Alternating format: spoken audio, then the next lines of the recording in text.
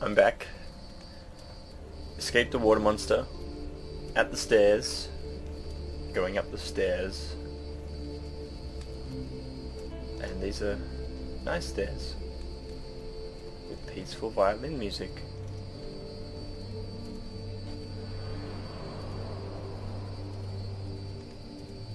And opening doors. This kind of looks like the room I was in before, but there's a fountain instead of a hallway. Of a baby puking and drowning someone. I can splash the water.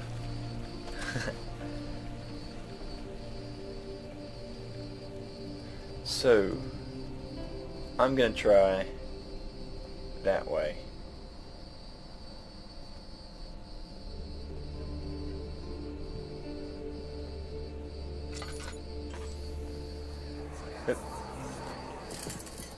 You have an ascending room.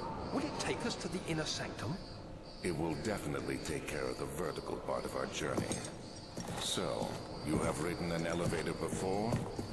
Yes, the Colosseum at Regent's Park has one. It takes you to the gallery where you can view the panorama.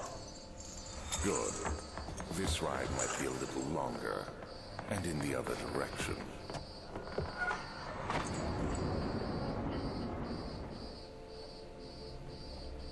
It's an ascending room to descend. I get it.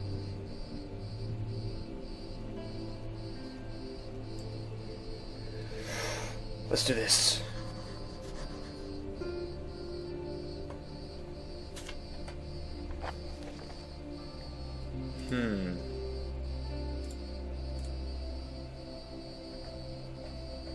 I need to find a way that starts the engine.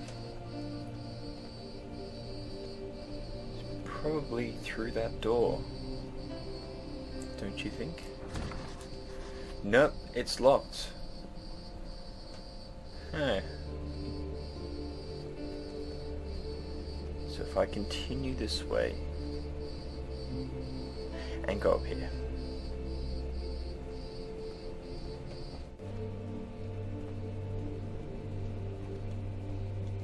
Door number 1.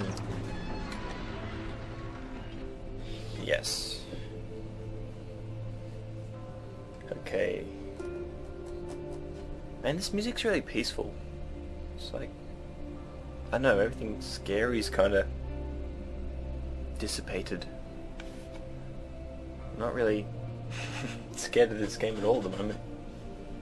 I mean, the water monster was scary. That was, yeah, but now I'm like all calm, chilled, just chillaxing.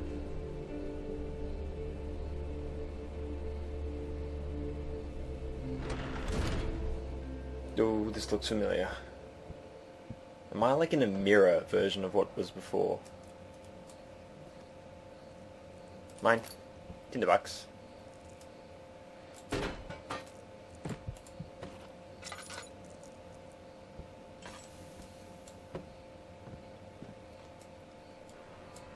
$10.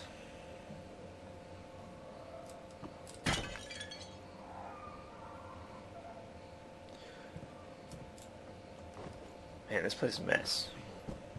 Okay. Door number 2.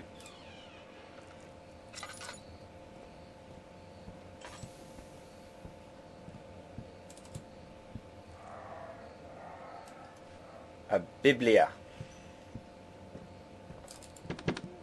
Nope. Oh. Nope.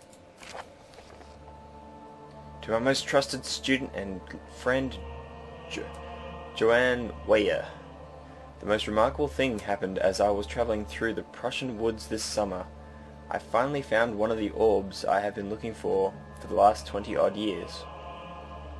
Is that like the one that he was holding before? It is as inexplicable as the, stupid words, Heliodromus described in the Hortus Consculus. It was It was as it was told about, an underground, stupid words, Mithraic temple crowned with unearthly artifact. The orb was big enough to fill my cupped hands, and the texture was smooth and jagged. Its color washed while rich. Contrast is not enough to describe its nature. It was an impossibility, an artificial paradox captured within stone. I was staying in a nearby village called Alstad. Investigating one of the antiquated trails while I finally found this when I finally found this cabin. I went inside, and suddenly I could verify the truth of these enigmatic artifacts. They were real. Another page. As you can understand, this is the most important discovery of my life, but it has also become my greatest fear. As I entered the underground chamber, I could feel that I was trespassing. Because of my curiosity, I did my best to fight these instincts and to fetch the orb from its place. Ooh. He's going to be cursed. It's cursed. Something's cursed. I scrambled out of the chamber and into the woods. I could sense something was following me. It's a ghost. It bayed loudly as it closed in. The beast, this guardian of the orb, was relentless in its pursuit.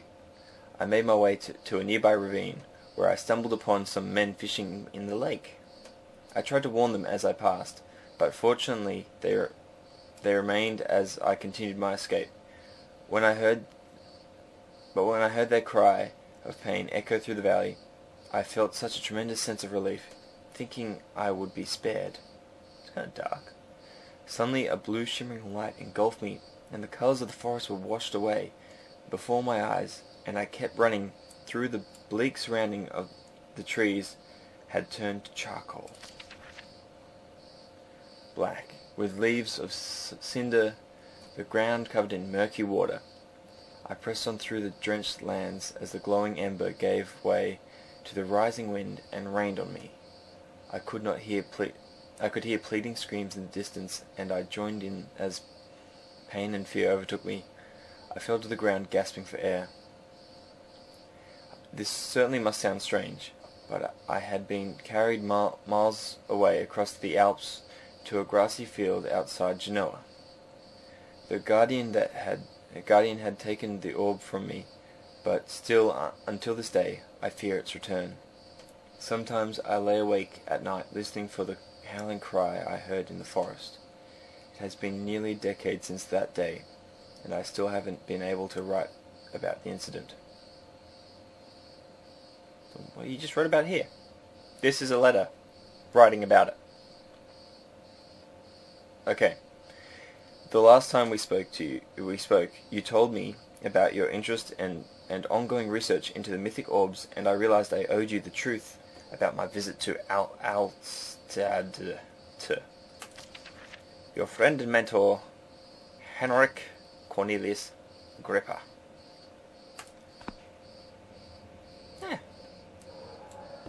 Cool. And that was Storytime. That was a longer book than expected.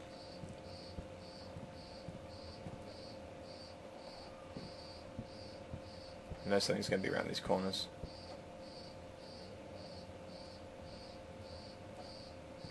Just wait for it. There'll be a monster. I know it. Oh! Oil. I can touch this.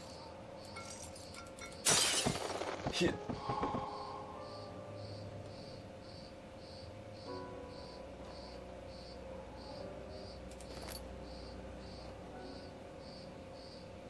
I can make that escape.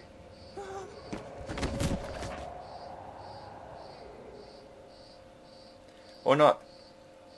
Apparently I can't survive that fall of 3 stories. Fair enough.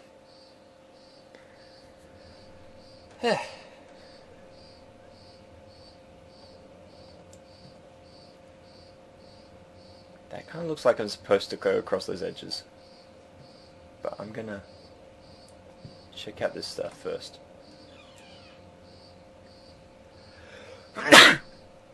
I'm allergic to doors. If I had a hammer... Ew, there's body stuff. Understanding locomotion. Muscles, human anatomy. That's a dog's head. Ugh. More reading. Studying like Canis, that's lupus, that's like dog. I think canine. After a short study, it is clear that the agitation found among humans can be found in the dog. Fear and pain induce stress, which seems to trigger an endogenous response, causing the animal to burst with energy. I believe that the catalyst is produced in the brain. It is difficult to determine exactly where and what it is, but I can sense it. It reeks of cosmic genius. Interesting words. There is an inherent problem in harvesting the energy, since the creature is bound to die from the exercise. I must refine this process of torture to enable any real work to be done. Is he torturing animals? That is disturbing. Like the rest of this place, I guess. Anyway, more experiments must be performed, but it seems that only human beings are able to produce the amount necessary. It might be their ability to appreciate the severity of the process that ultimately augments their experience of terror.